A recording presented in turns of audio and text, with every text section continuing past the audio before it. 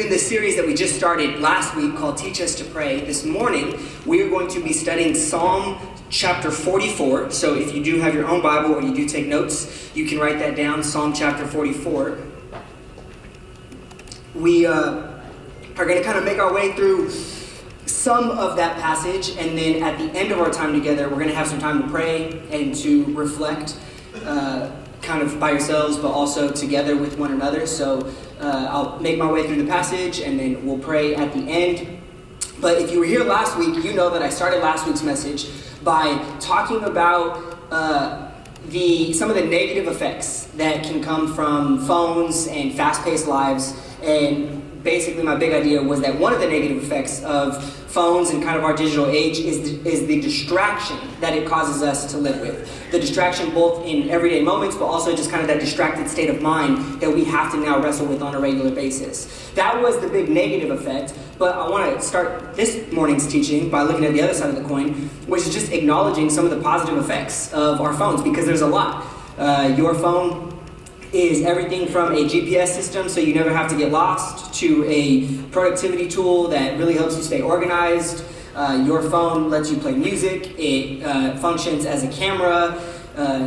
Your phone it allows you to take notes. You can go on down the list, and I still haven't even said what many people consider to be the biggest benefit of our phones, and that is the fact that our phones connect us to each other.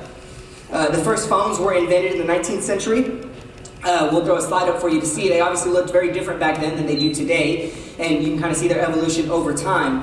And though all of our technology has advanced and developed at a really fast pace from the 19th century, the primary goal and function of phones has stayed the same. We all know this. It is a tool to connect people to each other. When we cannot be together in a physical space like this, our devices help to connect us with people, and that is very important because we would all agree that that is a human need. For anyone in the room who is currently not allowed to have a phone, or maybe some of you have a phone, but you remember a time not too long ago when you were not allowed to have a phone. The frustration that I hear from the frustration that I hear the most from students who cannot have phones, it doesn't have to do with how they don't have a calculator everywhere they go, or how they don't have a camera, in their pocket at all times. The frustration that I hear the most is how they just want to connect with their friends, or they maybe want to develop new relationships online, whether that's through messaging, social media. We want to be connected with others. And I would say that one of the biggest misunderstandings between different generations on the subject of phones and how they connect us is going to be that your generation has grown up with phones and the digital space as something that everybody is involved in. So your generation is more likely to perceive online connection as essential. Everybody has a phone. Everybody is on certain social platforms. So in order for you to participate in your cultural moment, you may feel the need to engage in those spaces. Now, for me, I'm 27, at least for the next 3 days. I don't feel that way at all, which means a lot of your parents are not going to feel that way either. For anyone over the age of 30, they're more likely to see online connection as a supplement rather than as something that is essential. But whether someone is 13 or 30, what both of those individuals are going to agree on is that some form of human connection, that part is essential. We as people, we need others who we can talk to, listen to, live with, laugh with. We need interaction. This is one of the reasons why in prison systems, perhaps one of the highest forms of punishment is solitary confinement. Because everybody understands that when you take a human being and then you isolate them, they're going to not only become less happy, they're going to become less healthy. Because again, we need each other. And I think that most of us know that idea. But what I want us to consider this morning from Psalm 44 is one particular way of connecting with others that we often overlook, but not only is it really important, it actually has the potential to help us all grow in our faith. There are a total of 9 verses that I want us to look at this morning. And in the beginning, it might seem like I'm changing topics for a minute, but I kind of just want to walk through all 9 verses. And then when we get to the end, I'm going to try to connect the dots and share what Psalm 44 teaches us about how we can connect with others to grow in our faith. This is how the psalm starts in verse 1. They write, "We have heard it with our ears, O God. Our ancestors have told us what you did in their days, in days long ago." So just notice, to start the psalm off, we see a group of people who are praying. They're reflecting on what God has done in their nation's past. Now, in all the commentaries that I read, no one was confident enough to try to date this psalm precisely. It definitely seems to be written after the Israelites escaped Egypt and entered the Promised Land. Some scholars like dating it during the monarchy period, so kind of think like King Saul, King David, King Solomon. Others, they propose an even later date in history. Regardless of when it was written, it would have been used as a corporate prayer for all the people to pray together. And just notice, it starts by reflecting on good things that God has done for their nation. Move on to verse 2. With your hand you drove out the nations and planted our ancestors. You crushed the peoples and made our ancestors flourish. Now, the language here is language that we've seen before in the biblical narrative. Back when Joshua was encouraging the nation of Israel to cross the Jordan River, he told them this. He said, bottom left-hand side, "This is how you will know that the living God is among you, and that he will certainly drive out before you the Canaanites, the Hittites, the Hivites, the Perizzites, the Girgashites, the Amorites, and the Jebusites." Don't focus on the weird names there. Just focus on the promise of what God is going to do. He is going to drive out the nations that Israel is going to come up against. So in Joshua, this is something that God is going to do. But in our psalm at the top of the screen, this is something that God has already done. This language is also being recycled from earlier in the biblical narrative when Moses and the people were dreaming about what God is going to do for them in the future. They said this. We'll throw another verse on the screen. They said, you will bring them in and plant them on the mountain of your inheritance, the place, Lord, you made for your dwelling, the sanctuary, Lord, that your hands established. Now, what I want you to catch is that if you were one of those Israelites who were enslaved in Egypt, or you were lucky enough to enter into the Promised Land, you lived with this uncertain expectation of what God was going to do for your people in the future. He's going to plant us somewhere. He's going to drive out our enemies.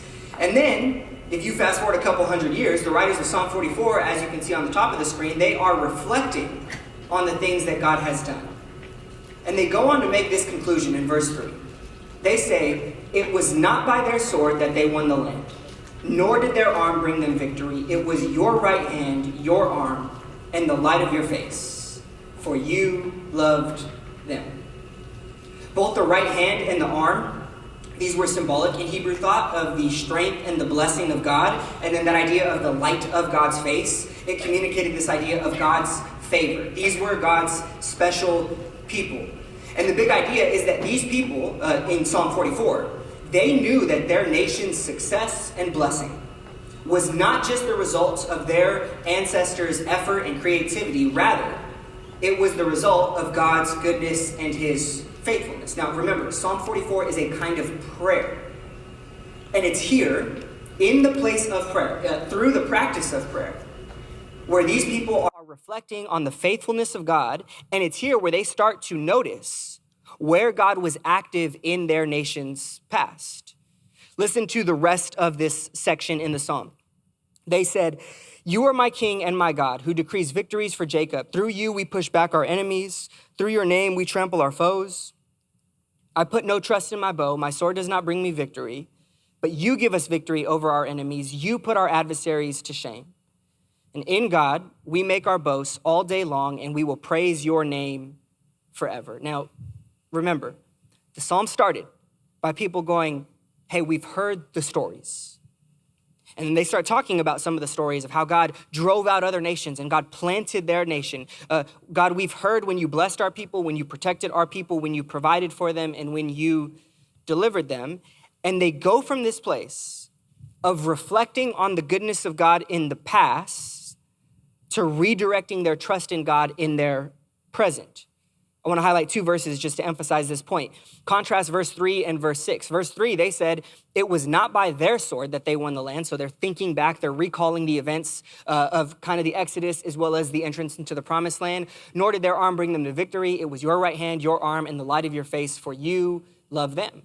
That's verse 3. They keep on going, and then I'm jumping down to verse 6. Therefore, I put no trust in my bow. My sword does not bring me victory. It is really hard to declare verse 6 if you don't believe verse 3. it is really difficult to trust that God cares, that he's involved, and that he's able to help us if we don't have certain stories in our mind that reaffirm that conviction. This is one of the reasons why here at Cottonwood Youth, we have designed our program to have leaders who you can connect with, who lead your small groups on a regular basis, because there is a lot of value in being able to ask someone else, hey, how did God help you with this?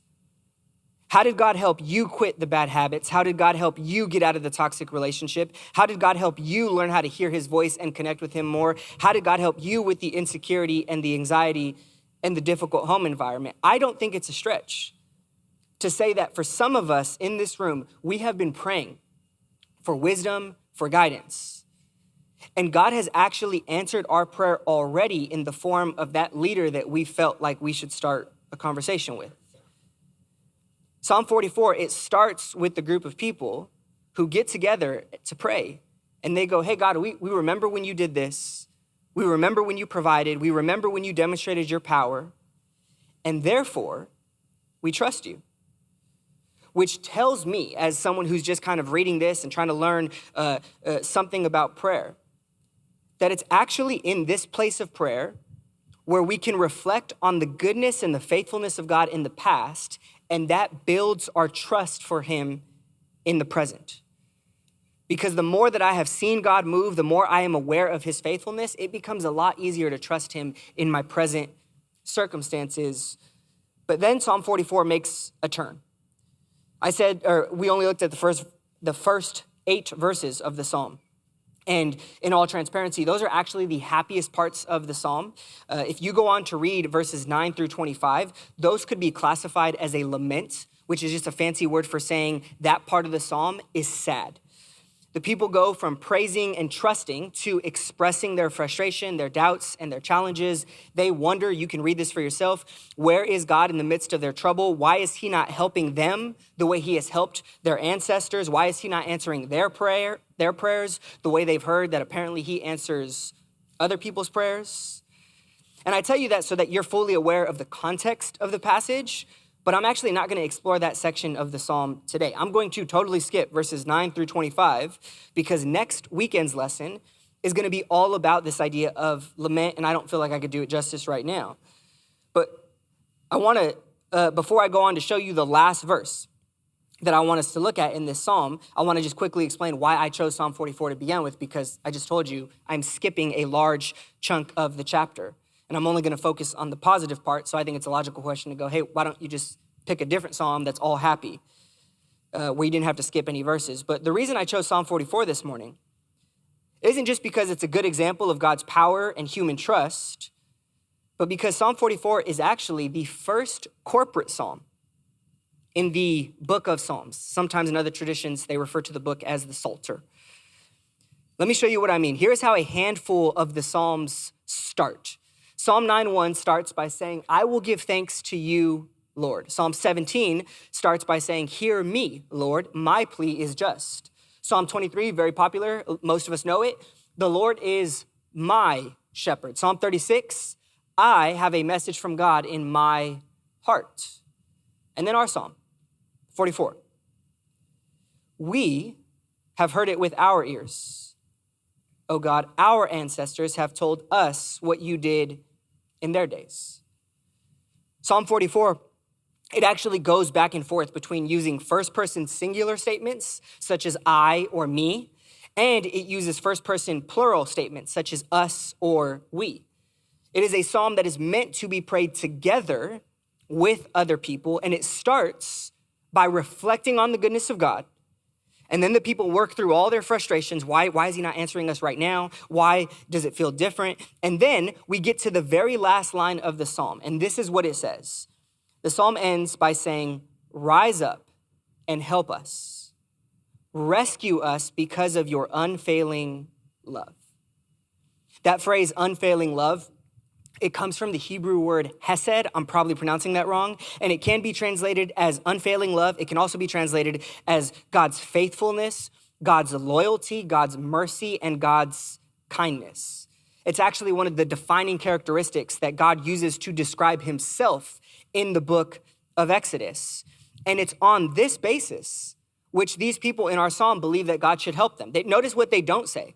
They don't say, God, rescue us because we're trying really hard to follow you. God, rescue us because we have not sinned in a while. God, rescue us because we're reading our Bible and we're praying and we're not like those other people who don't believe in you and follow you. That's not what they say. They say, rescue us because of your unfailing love. They know that God is far more generous than they can imagine. So they basically say, God, will you rescue us because we know that's just the kind of thing you like to do. And they got that idea from the stories that they heard other people tell about God. That's why this prayer is so valuable, because it is through prayer that these people go from reflecting on the goodness of God to expecting the goodness of God. It's through the practice of prayer that they start by looking at the past with gratitude, and then they end by looking to the future with hope. But the way that they get there is by praying together. Notice the language again. Rise up, help us. Rescue us. We started a new series on prayer last week, and it's very common in churches like ours that when we start talking about prayer and the practice of prayer, that for many of us, the first thought in our mind is an activity that we do in private, alone, in our rooms, and maybe something that we're trying to get better at or do on a more consistent basis. With the exception of saying grace before eating a meal, most of us, when we think of prayer, we think of it as an individual practice done all by ourselves, not as something that we're meant to practice together. But Psalm 44 shows us a different example. That far from being something we just do alone, prayer, like so many other things in the human experience, prayer is meant to be practiced together. This is partly why Jesus told his disciples, whenever 2, 3, just a couple of you gather in my name and you pray, he promised, I would be there. I would be there to listen, and I will respond.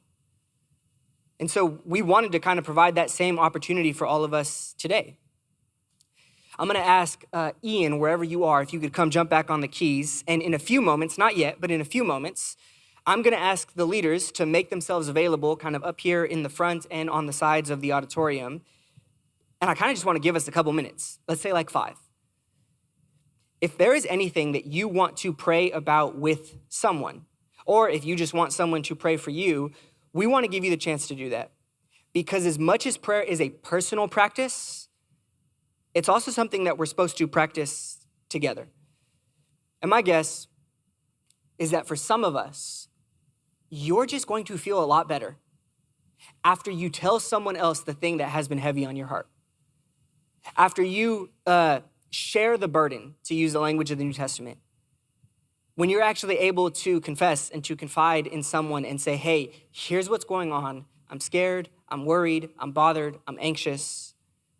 Can we pray and ask God for help? I genuinely think that for some of us in this room, at the bare minimum, the result of that exchange would be just feeling a little bit better. Because it is in the place of prayer where we are reminded of the goodness, of the faithfulness of God. And that ends up building our trust in him for the present moment that we are living in. So what I'm going to ask for those of you who are here and you're thinking like, hey, that's cool. I don't necessarily want to pray with someone though. Like I'm cool in this moment to just kind of hang out by myself. I'm just going to ask that you use this time to pray on your own, to reflect on anything that the Spirit of God might have highlighted for you this morning. If it's not asking for prayer in this room, what is your next step as it pertains to the life that you live with other people, the kind of prayer practices that you do on a regular basis, the people that you pray for or could pray for? I just want to invite you, if you don't want to pray with someone, to just take this moment to reflect, to consider what the Spirit of God might be telling you. And for those of you who would like to pray with someone, the way I'm going to do it is I'm just going to start with a short prayer. And then I'm going to invite you to find a leader. If it's more comfortable for you to grab a friend and to go, talk to somebody with a friend, you can do that as well. I'm going to give us a couple minutes all to just reflect, to pray, to consider what is on your heart. What are the stories that you've heard that could potentially give you faith for the experience that you are having, for the struggles that you are facing, for the challenges that your family is navigating? And I just kind of want to give us a second to bring that before God in prayer, by ourselves, with other people, and see if he doesn't do in us what he does in the people of Psalm 44. To just see if giving him a second, can he raise our expectations? Can he remind us of his goodness so that we can leave here not just with this worry, with this anxiety, but with this sense of trust? He is listening. He is there. He's been there for people before. He's going to be there for me right now.